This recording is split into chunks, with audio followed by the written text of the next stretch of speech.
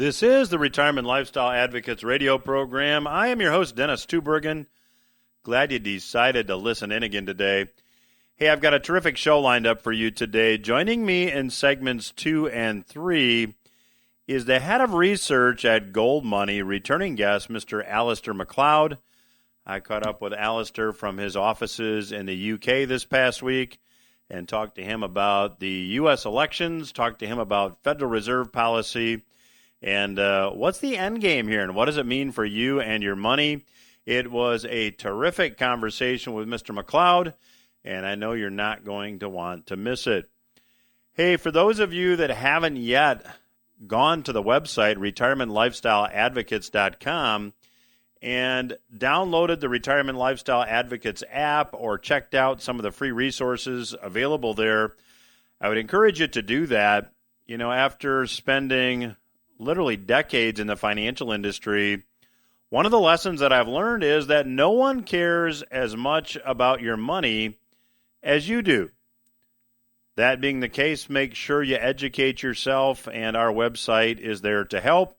Again, the website is retirementlifestyleadvocates.com. Go check it out. You can listen to the podcast version of this program there. You can get our weekly market update webinars as well as the weekly newsletter. You know, Peter Schiff, a past guest here on the program, asked a very interesting question this past week. He asked, if COVID-19 didn't hurt the stock market, why should a vaccine help? You know, stocks rallied this past week on the announcement that Moderna suggested they had experienced success in a coronavirus vaccine trial. And Peter said, why is the market rallying on this news? Well, I would argue the market's not rallying due to this news. I would argue the market is rallying due to the easy money policies of the Federal Reserve. Peter actually makes a couple of very interesting points, and I'm going to quote from a piece that he offered. Because of all the cheap money, because of the artificially low interest rates, because of the money printing, that's what caused the market to go up. I agree with Peter completely. I think that traders recognize that even if COVID-19 goes away, that the cheap money is here to stay. Because if traders believe that the end of COVID also meant the end of 0% interest rates and quantitative easing, which is central bank speak for money creation or money printing, whenever you hear the term quantitative easing, what you're really hearing is that money is being created literally out of thin air. So Peter said if traders believe that the end of COVID also meant the end of 0% interest and the end of money printing, to paraphrase that statement, stocks would not be rallying on a COVID vaccine.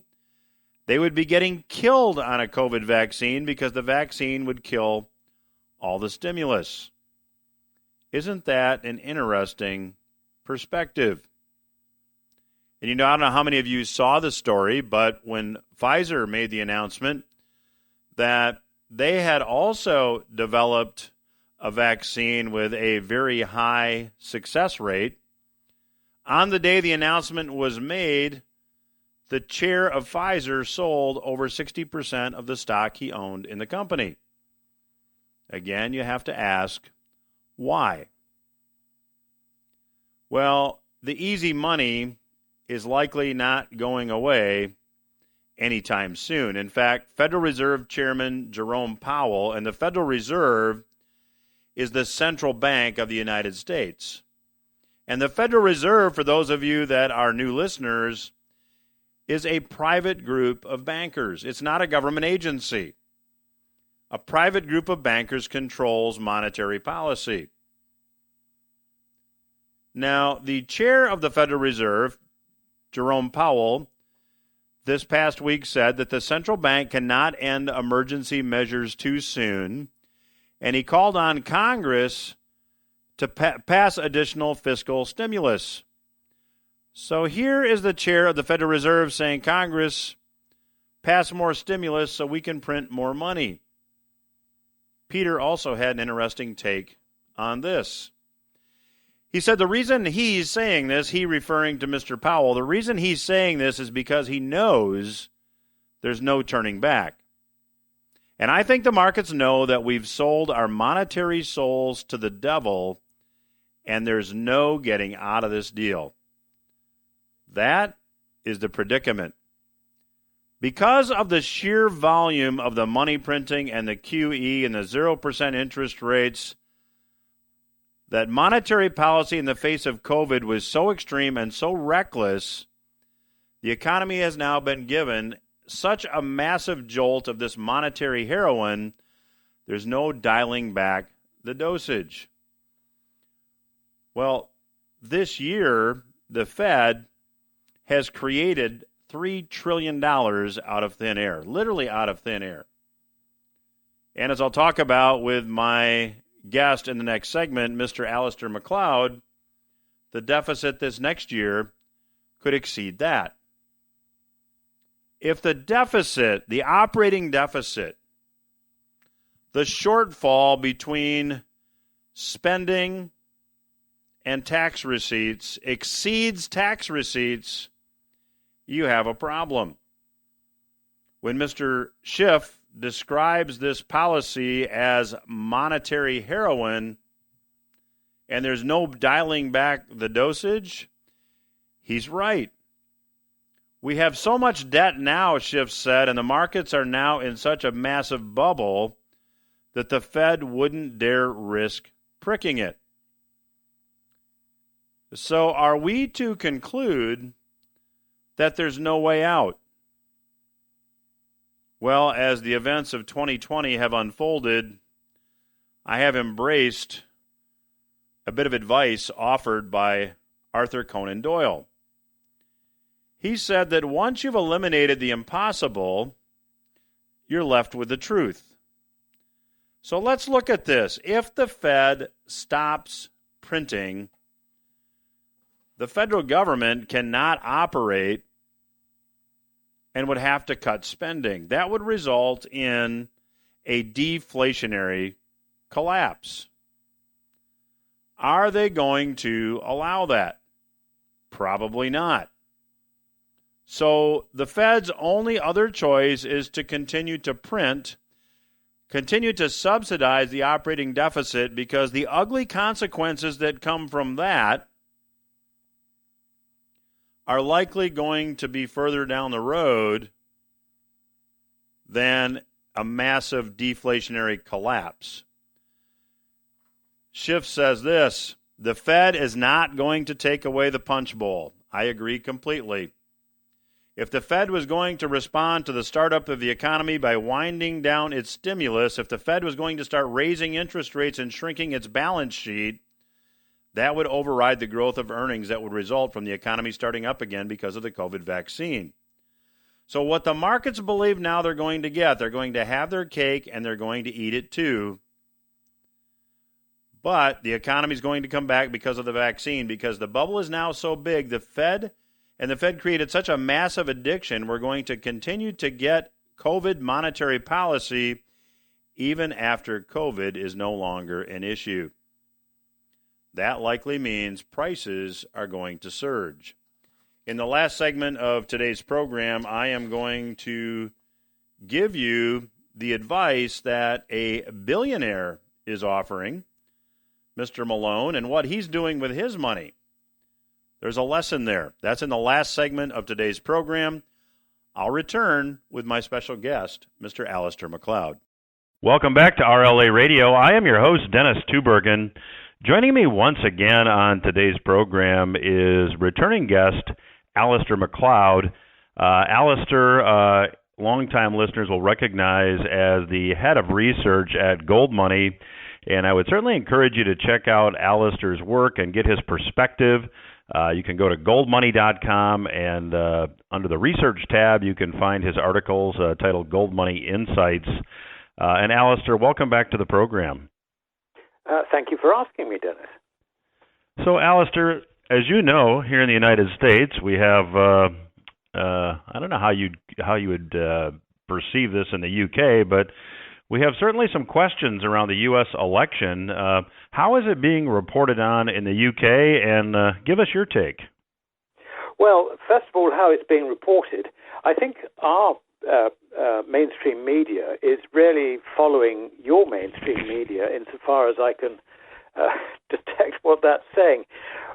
I mean, basically, our mainstream media thinks that Biden has won the election and that Trump is just, just creating difficulties, to put it simply. My take on it is slightly different. There is a procedure that has to be gone through. It is not that the mainstream media elects the president. It is meant to be voters.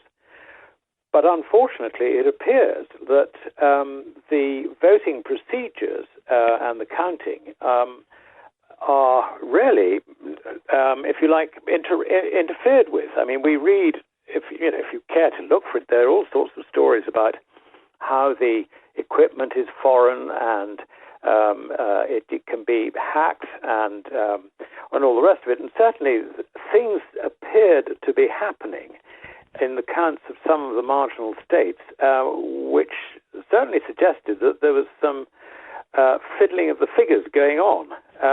So I think this is a problem that is likely to continue. I must say that the idea of American democracy, I think, has taken a pretty bad knock over all this.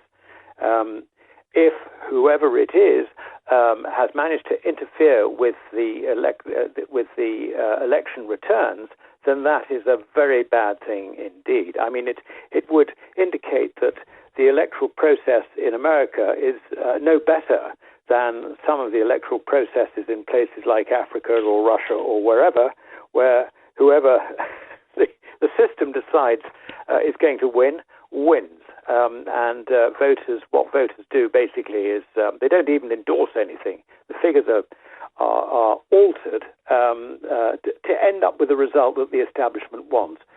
And that is the suspicion, and I think it's the sooner this is dispelled, the better, one way or the other. Yeah, certainly agree with that. Well, Alasdair, let's talk about a couple of the pieces that you just wrote.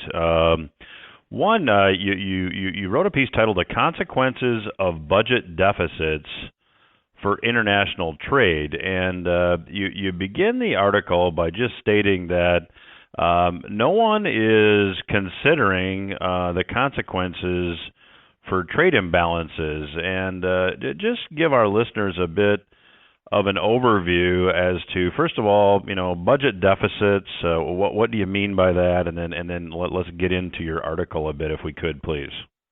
Yes, certainly. When I refer to a budget deficit, what I'm talking about is the government's excess spending over its tax income.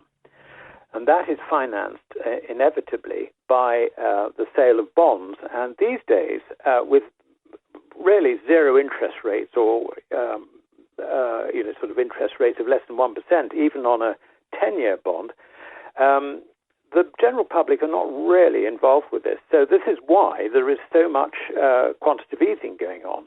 The Fed, in order to fund the deficit, has to buy government debt itself.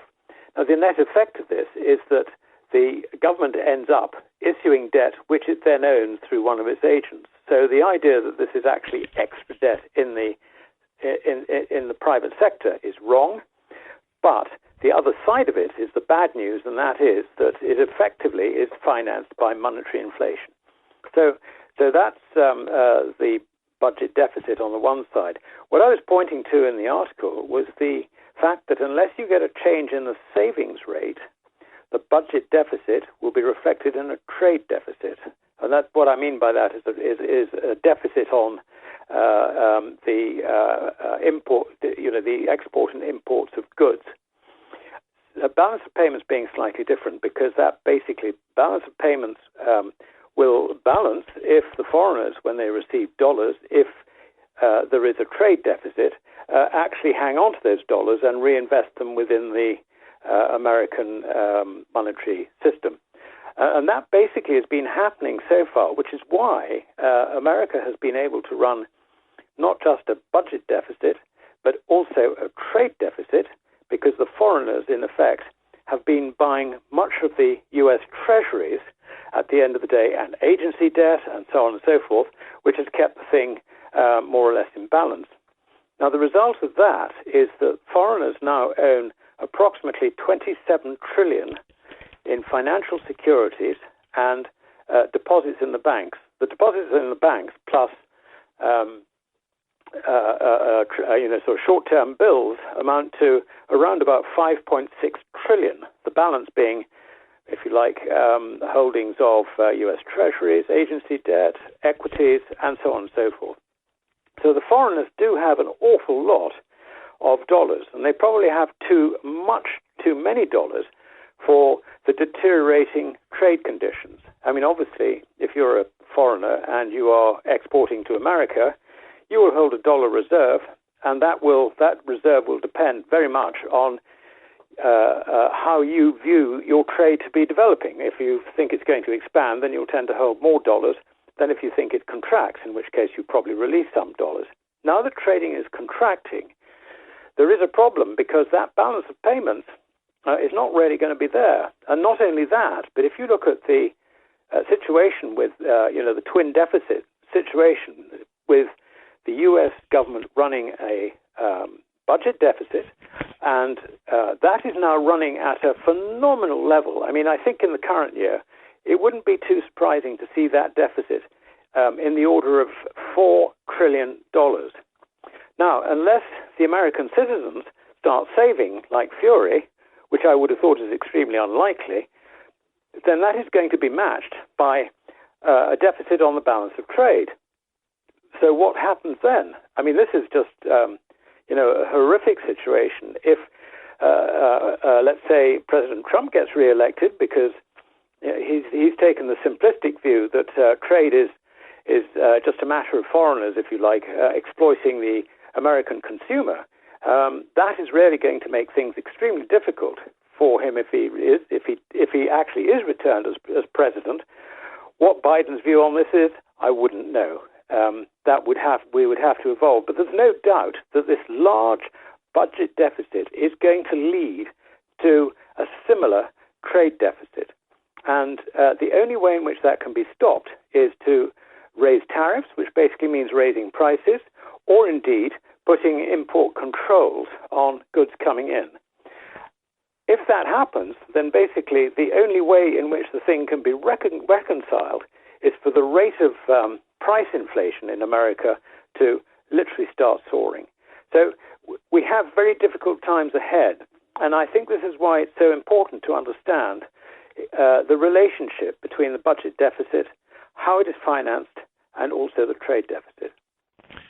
So, Alasdair, when you provide that explanation, that's obviously alarming to our listeners, many of whom are dreaming of a comfortable, stress-free retirement. So, what does this end game look like? I mean, we've talked in past interviews, but for our listeners maybe that haven't heard you before, does this ultimately result in hyperinflation because the Fed has no choice but to try to absorb all this? Well, yes, it's slightly more complicated than you've put it. The situation is ending in hyperinflation. In fact, if you define hyperinflation properly, and this is something that nobody really defines, but basically it is an expansion of the quantity of money which becomes completely unstoppable. Now, if you accept that as a definition of hyperinflation, then America is already there. And the reason I'll just give you an example why. In the second half of your last fiscal year, ending end September, the financing of the budget deficit, the financing actually of government of all government spending, was more through inflation, in other words, the Fed doing QE, than through tax receipts. So already you're more dependent on inflationary financing than tax receipts. Now that is a situation which is likely to deteriorate even further in the current financial year. We can see there's already a second wave of the coronavirus, and that is basically bankrupting businesses up and down the country, as which, as far as I can see, isn't actually reported sufficiently. But I'm sure that your listeners are very much aware of local stores going out of business, manufacturers going out of business, particularly small ones, shopping malls basically abandoned, the whole thing. I mean, it's a very, very severe downturn that we're facing. And before the coronavirus came upon us, we had also something which was very concerning, and that is that the situation really at the beginning of this year was looking very similar to the situation on Wall Street in 1929. At that time, we had the end of a period of bank credit expansion, and banks started contracting credit, trying to call in loans, and the result was a load of bankruptcies, really from about 1930 onwards. And the second thing is that the market was actually turned by the Smoot-Hawley Tariff Act, and that was October 1929, when the U.S. stock market had its first major collapse. It rallied after that. It recovered after that, and I think it was around about May or June 1930, President Hoover then signed the Smoot-Hawley Tariff Act into law. Now, we've had a similar situation with the tariff war, if I can call it that, between America and China, the two largest economies in the world, jacking up tariffs against each other. It's so similar. This has again come at the end of a period of bank credit expansion. So the setup we have today is just so similar to the setup that collapsed Wall Street between 1929 and 1932, when Wall Street when the Dow lost 90% of its value from top to bottom. Of course, the big change nowadays is that in those days, prices were priced effectively in gold through the dollar, because there was a gold standard at which dollars were exchangeable at $20.67 to the ounce. Now, this time, we don't have the gold standard. We have just pure fiat currency. So we won't see necessarily stocks behaving absolutely in parallel with losing 90% of its value measured in dollar terms, because the dollar itself loses purchasing power. It does not have the anchor of gold to keep it up. But nonetheless, the pattern from the top in 1929 to that very sharp fall is very much reflected in what happened this year between early January, when the market peaked, and then we had a one-third fall in the S&P to around about mid-March, and from that point it started recovering.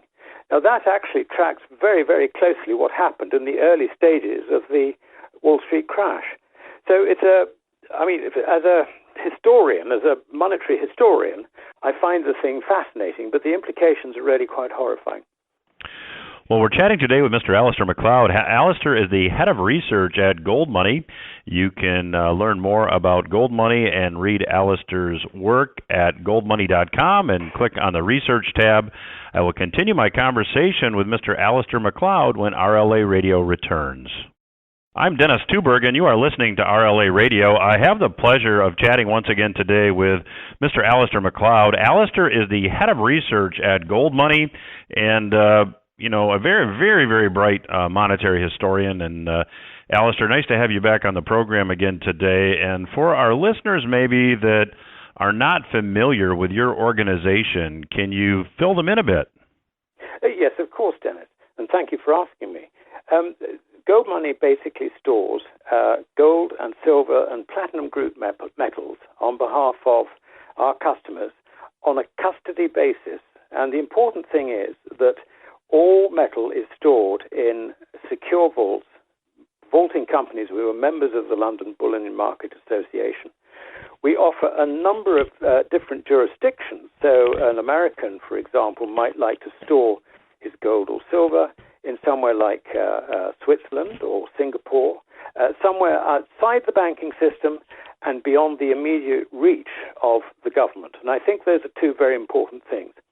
So, it's a business which has been going now since 2002. It was founded by James Turk, who some of you will have heard of. And James is still very much involved with the business.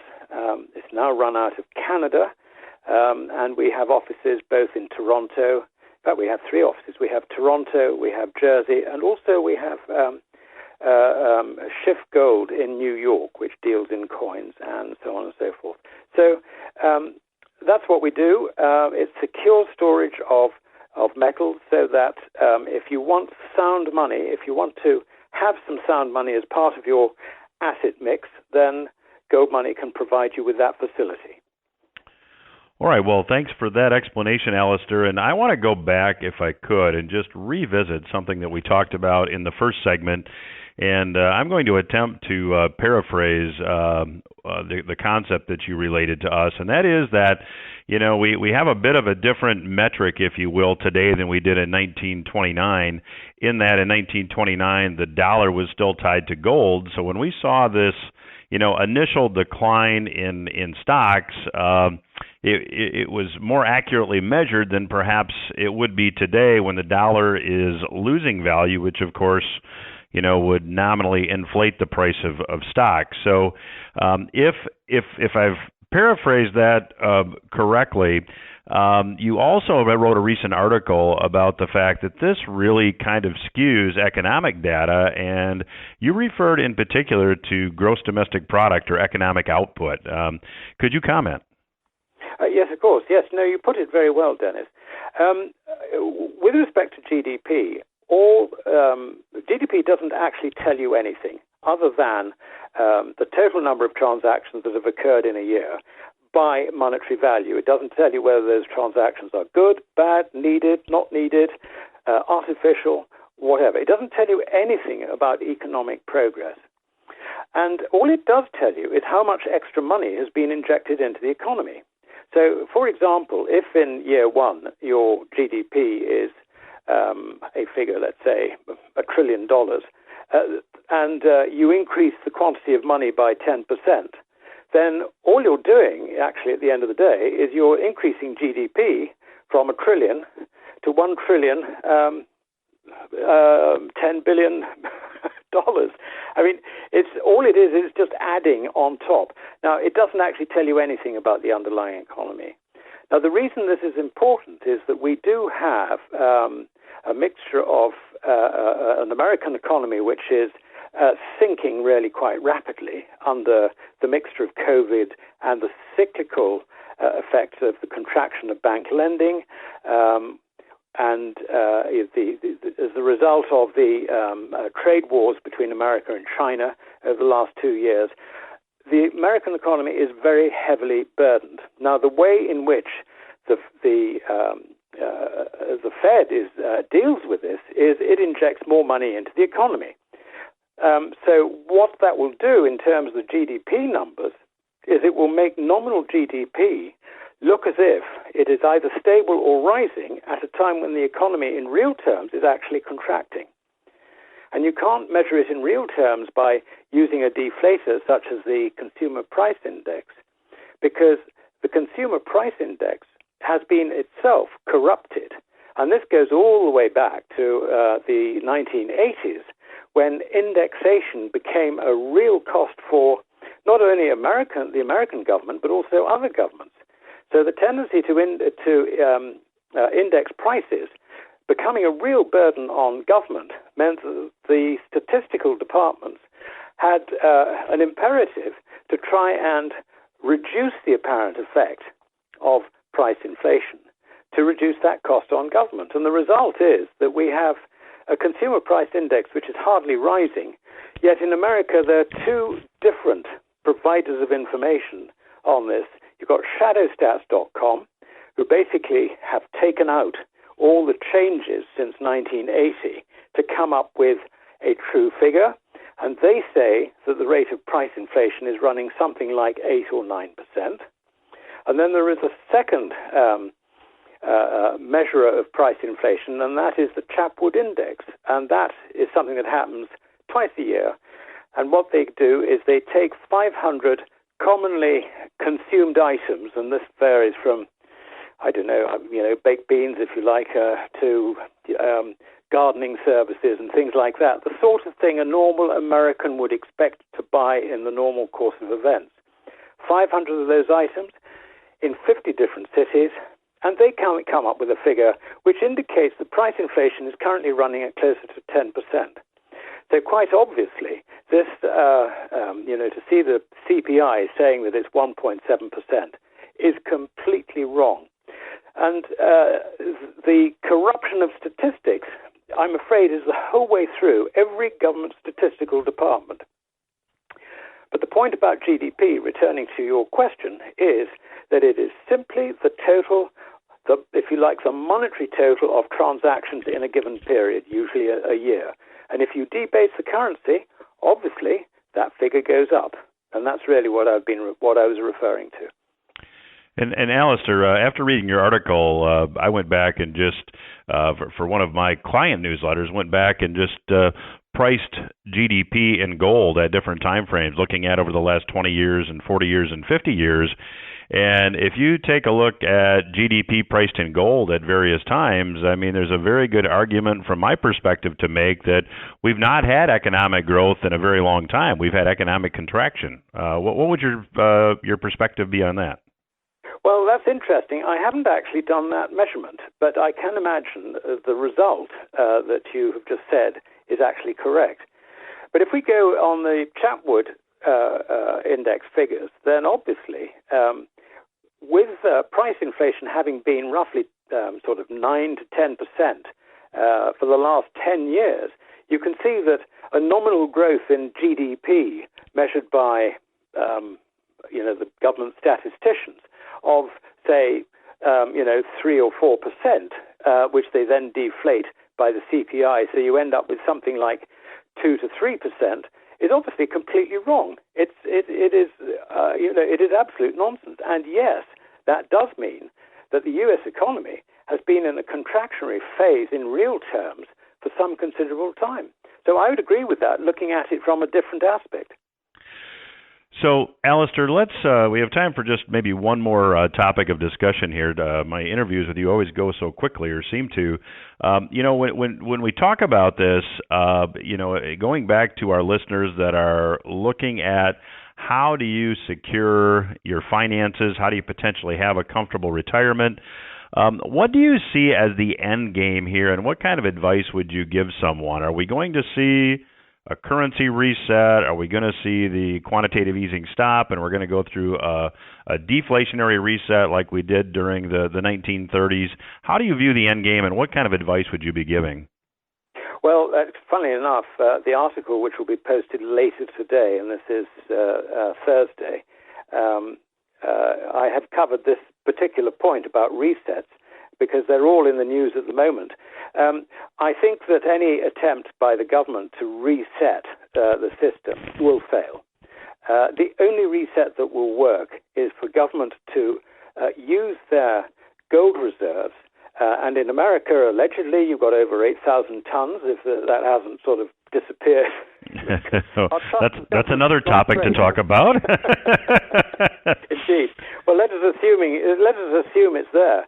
I mean, basically, the U.S. government has the means to back its currency with gold. And by back it, I mean not just say, we've got some gold and so our currency is fine, but actually to have gold coins circulating with the what we would call gold substitutes. In other words, the paper that represents it, the digital entry in your bank account should be fully transferable into physical gold in the form, so you'd have coins circulating with your gold. Now, that is possible. The problem is that there is no intellectual understanding of it within government of why this should be the case.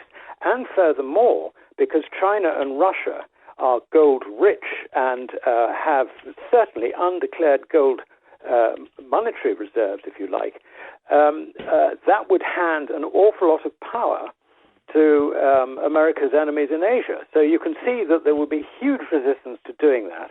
But it is the only thing that will stop the collapse of not just the dollar, but every other paper currency tied to it. As far as listeners are concerned, I would strongly recommend that they look at having some sound money, and the sound money is only really gold, possibly silver, as part of their asset mix, if you like, as an insurance policy against this happening. And I have to say that from my analysis that I've, the various things I've looked at, the situation is actually deteriorating really quite rapidly.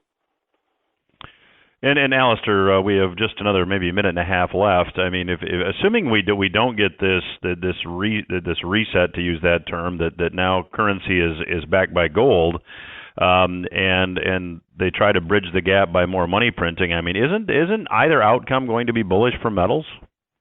Well, it's bound to be. I mean, we're already seeing metal prices rising. You're already seeing Bitcoin's price rising. I mean, that I'm not suggesting that Bitcoin means an awful lot, other than sort of people are beginning to get into it, having been completely out of it.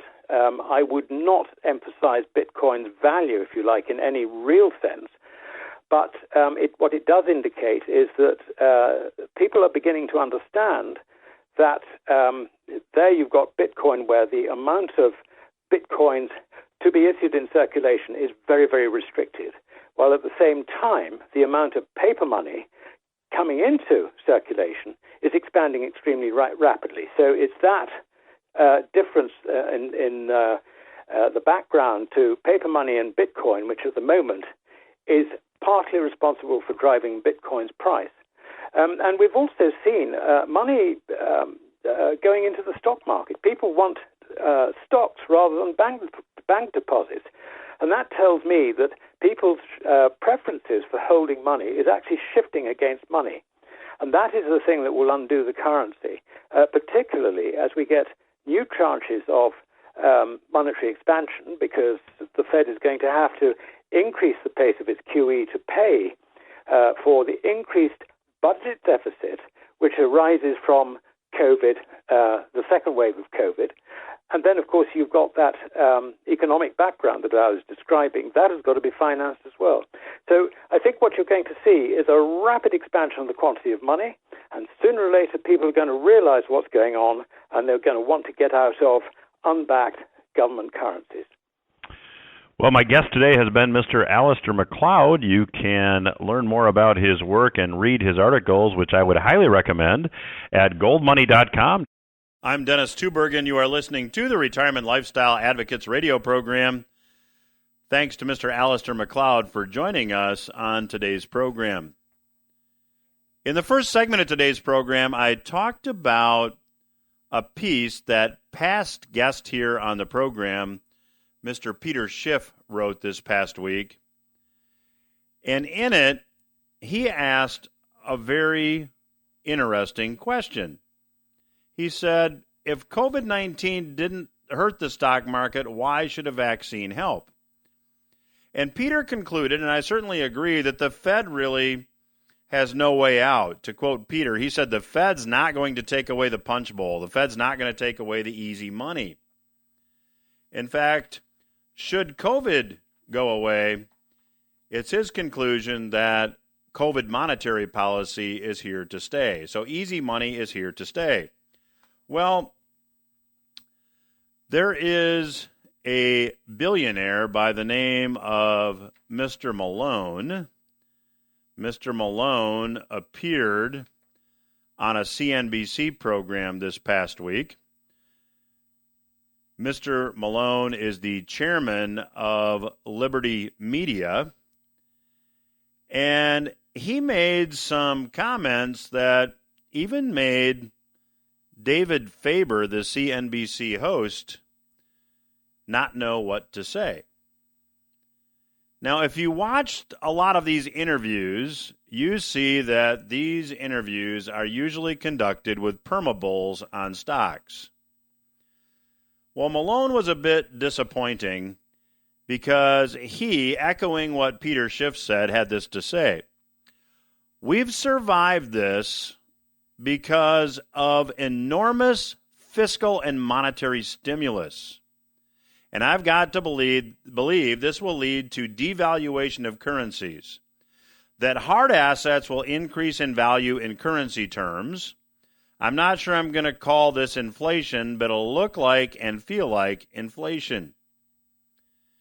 Now, interestingly, many analysts and pundits, many of which don't understand how this stuff works and how the relationship between currencies work, quote the U.S. dollar index. And the U.S. dollar index is holding its own. The trouble is using the U.S. dollar index as your metric will lead you to a false conclusion.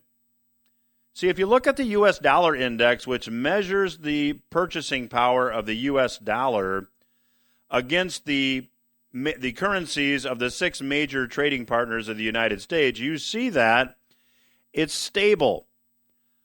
But the U.S. dollar is a fiat currency. It's not backed by anything tangible.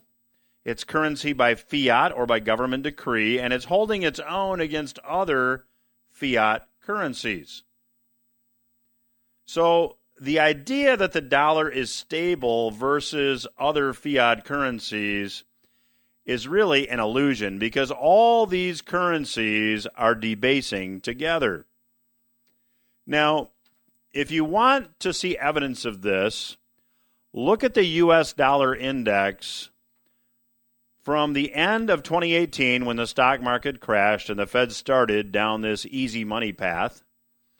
And since the end of 2018, you see that for the most part, the U.S. dollar index has been stable, with the exception of a spike where the U.S. dollar's purchasing power increased against the other fiat currencies that are in the dollar index measurement. However, since that time frame, for those of you that have been purchasing precious metals, as we've been talking about here on the program for quite a long time, you'll see that the U.S. dollar versus gold has absolutely collapsed. So what is Malone suggesting? Well, first of all, he said, it's hard for me to believe that this policy won't be followed by a period of currency devaluation. Arguably, when looking at the price of gold, that's already taking place. So what's he doing? Here's what Mr. Malone suggested. I have been trying to invest or diversify into hard assets. You know, I think things I bought last year, I bought substantial interests in multifamily housing, primarily in the United States. I've bought irrigated farms because commodities were cheap and farms were at a low cycle in value. And I've always wanted to have some irrigated farming, so now I'm growing potatoes. Malone is not investing in stocks. He's investing in potatoes, tangible assets. There's a lesson there. If you've not yet visited our website, Retirement Lifestyle Advocates, let me close the program this week by encouraging you to do that. As I said in the first segment, one of the lessons that I have learned after working in this business for decades is that no one cares as much about your money as you do. And if you dream of a comfortable, stress-free retirement, there are resources and an app on the website, Retirement Lifestyle Advocates, that I know will be of value to you. We work hard to give you value and give you a different perspective. So again, go check out the website at retirementlifestyleadvocates.com. You can download the Retirement Lifestyle Advocates app there as well, which will give you access to our weekly newsletter titled Portfolio Watch. It'll also give you access to our weekly update webinars. So a lot of free information. I would encourage you to take advantage of it. That's all the time I have for this week. Hope you have a great week and a happy Thanksgiving.